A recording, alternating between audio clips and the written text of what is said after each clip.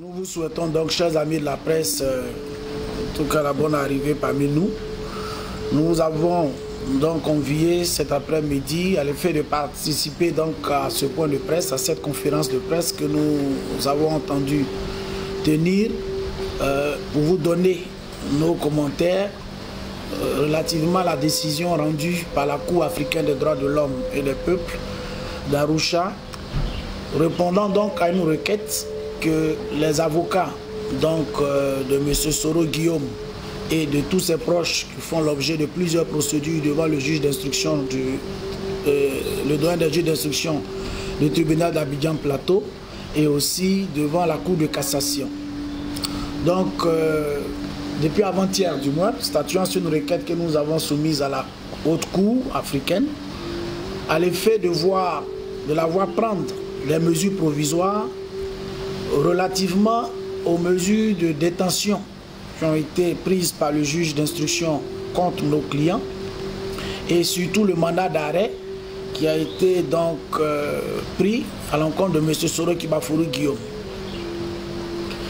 Alors, la Cour a statué et je tenais à préciser que cette Cour est composée de 11.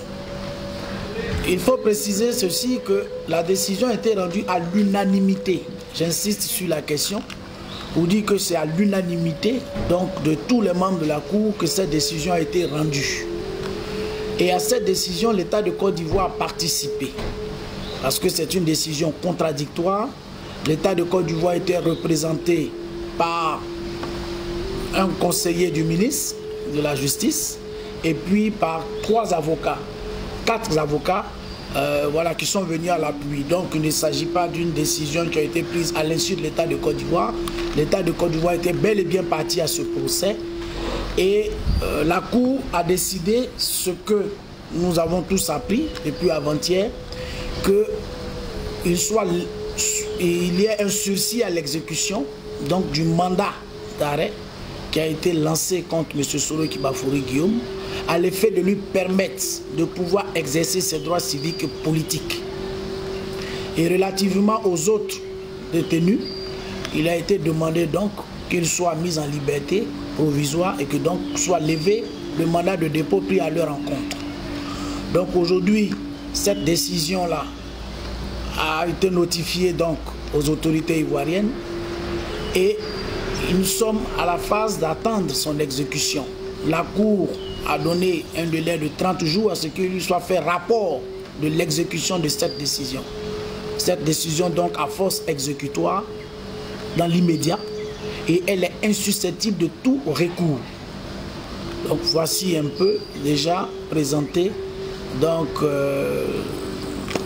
je veux dire l'arrêt aujourd'hui qui fait l'actualité et qui, je vais dire aujourd'hui, a rétabli donc nos clients dans leurs droits. Parce que vous savez, le principe en la matière, c'est le principe, c'est, je vais dire, la liberté est le principe. Et la détention est l'exception. Alors nous nous trouvons ici dans un système où on applique plutôt le contraire. Et on a vu que, de façon tout azimut, on a décerné des mandats de dépôt à des personnalités, à des représentants de la nation, à des députés de la nation, qui représentent toutes les garanties.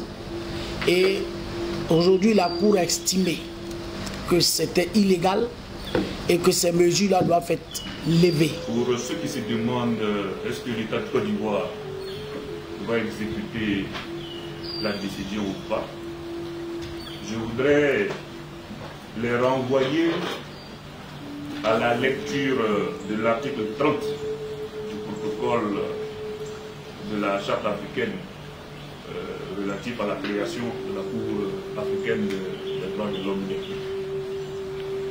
Cet article dit ceci: les États partis au présent protocole s'engagent à se conformer aux décisions rendues par la Cour dans tout litige où ils sont en cause et à en assurer l'exécution dans le délai fixé par la Cour.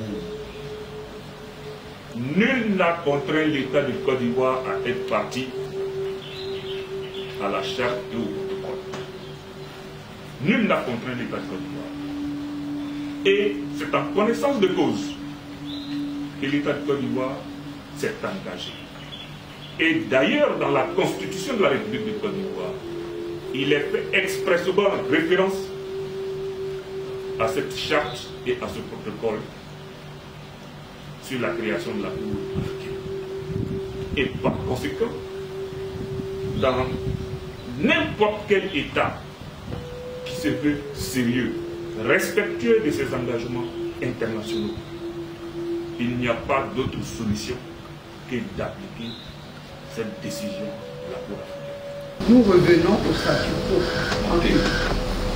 C'est-à-dire tout doit revenir au statu quo ante jusqu'à ce que la Cour africaine statue au fond.